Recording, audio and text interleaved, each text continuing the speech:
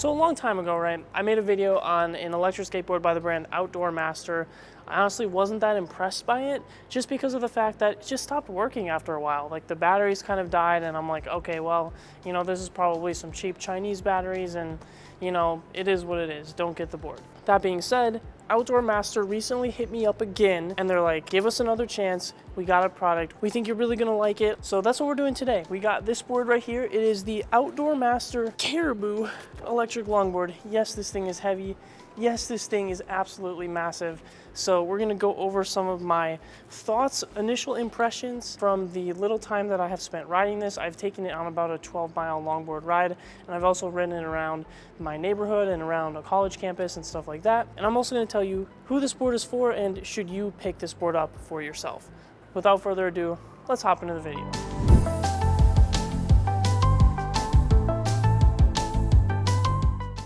So before I even get into talking about the board at all, which I got right here next to me, it's again massive.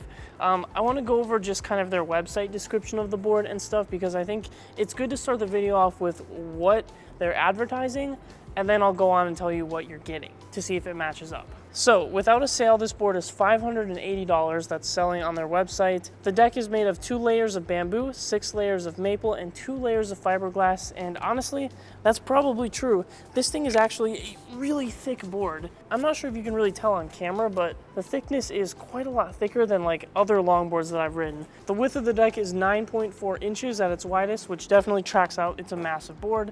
39 inches wide, so it's not the longest of longboards, but it's a pretty wide and substantially large board. All right, here's the goodies. They're claiming 26-mile range and a top speed of 32 miles per hour. So if true, that's a pretty fast board that goes a pretty far distance. Now, I want to tell you firsthand that when I rode this board really far, I did not get that super far range. I got nowhere near 26 miles of range, but I'm guessing that they're measuring that when you're using it on a very low speed, and I was maxing this thing out. So I'm gonna pull up a screenshot here. I'll put it up on the board if you can't see it on here, but this is the ride that I did, and I ended with about 25% battery left. So that's telling me that I'm getting about 3 miles for every 25% of battery. And this is me maxing the board out, going on the highest setting at the top speed. If you're going as fast as possible on the board, you're gonna get about 12-mile range, which is typically around the range that I would expect for a board of this caliber. So it's nothing too surprising, just something to be aware that if you wanna max the board out, you're not getting 26 miles of range. That's probably for a lower speed. 12 miles of range for max speed is honestly pretty good for nowadays market on boards, especially around a $500 price point. But hold on, I do feel like I'm getting a little bit ahead of myself, so I want to quick talk about some of the build of the board before we get into more details about my experience with it. All right, so first up, these trucks are absolutely huge, and I honestly do not know if the video does it justice. These are more than 180 millimeter trucks. I don't even know if they're 200. They might even be wider than that, but they are huge trucks, and to go with them, you get a pretty massive pair of wheels as well that are branded by Outdoormaster. You also get a large battery up on the front of the board, and then a smaller box on the back of the board, which is really just the control chip and the computer panels. Another thing to note is just kind of the interesting shape of the board. You honestly do not see a lot of skateboards or longboards in this shape. It's got a really strange looking tail. It just kind of cuts off in a drop through style, but it's mounted top mount. So a bit of an odd choice there. A nice little detail is the nose of the board has a little protector for the tail. So if you bump into something, you're not gonna scratch the board. I always like to see that. Honestly, I wish they would have put one in the back, but it's just a little minor thing. So it's not a huge deal. Another thing to talk about is the remote here. It's a pretty nice remote. It has a strap, but it's not adjustable. So you can just kind of hook it on like this, but you can't really tighten it. And it has a little screen right here that displays your information. So obviously I've touched on the range of the board. Obviously at its top speed, it does not go the 26-mile distance, which is fine. It's kind of to be expected. But one thing I have not talked about yet is the actual top speed. And does this thing live up to what it's advertised? And I can safely tell you, yes, it does. This thing absolutely can go 30 miles an hour. And matter of fact, I have gotten it at some of its fastest speeds to go almost 35 miles an hour. And granted, that wasn't even going down hills or anything. That was just straight flat ground. I think I was hitting 34 miles an hour pretty consistently. I was even outpacing some cars, which was pretty surprising to see. So yes, this thing is really fast, and because of the really wide trucks on the board, actually does not feel too unstable. Most of the boards that I ride are a lot smaller than this board. They have your standard sized trucks and components, and when I max them out, sometimes they can get a little wobbly, you know, get the speed wobbles, especially if you're hitting large cracks in the ground. That can sometimes trigger them. With this guy, I was consistently getting smooth rides without any wobbles for as fast as I wanted to go.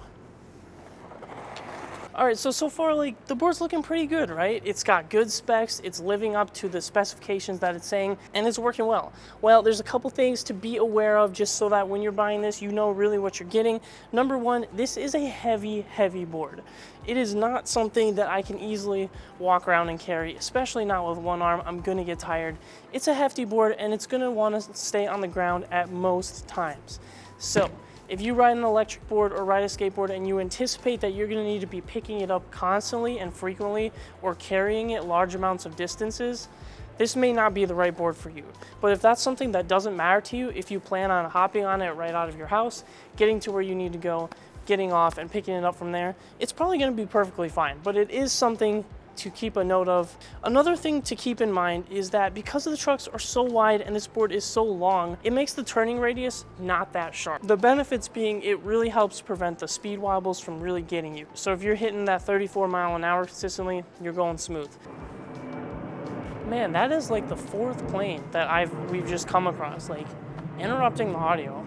How rude. Okay, so I've spoken a little bit about the board. I'm not gonna make this video freaking 20 minutes long. So here's kind of my overall thoughts and opinions. The Outdoormaster Caribou Longboard is a pretty compelling and cool board, and I think a lot of people are really gonna like it. It goes really, really fast, it's really, really stable, and its range is actually pretty good. For going 34 miles an hour and hitting a 12-mile range, or even a little more than that, that's pretty impressive, especially considering that that was its top speed. I keep saying this, but it's really true. So like if you were going half that speed consistently, you're probably getting a 20-mile range, if not more. The build quality is really good, really exceptional. Like everything about the board looks premium and well made. So you have to be okay with the board being heavy. It's not something you're gonna wanna pick up a lot. It wants to stay on the ground. That's where it's gotta be. I like the remote. I think the remote is great.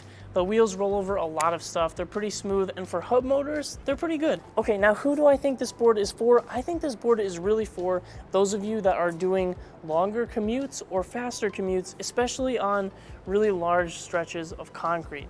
So if you're riding this in the street, if you're riding this on bike paths for really long distances, or like to get to work instead of a car, if you gotta go, you know, 3 to 5 miles or something, I think this is the perfect board for that. It's stable enough so that if you're hitting bumps in the road or big cracks in the sidewalk, you're not gonna get flown off. And it's a pretty comfortable and smooth ride for that. I would say the people who shouldn't get this board are people that use this a lot in the city.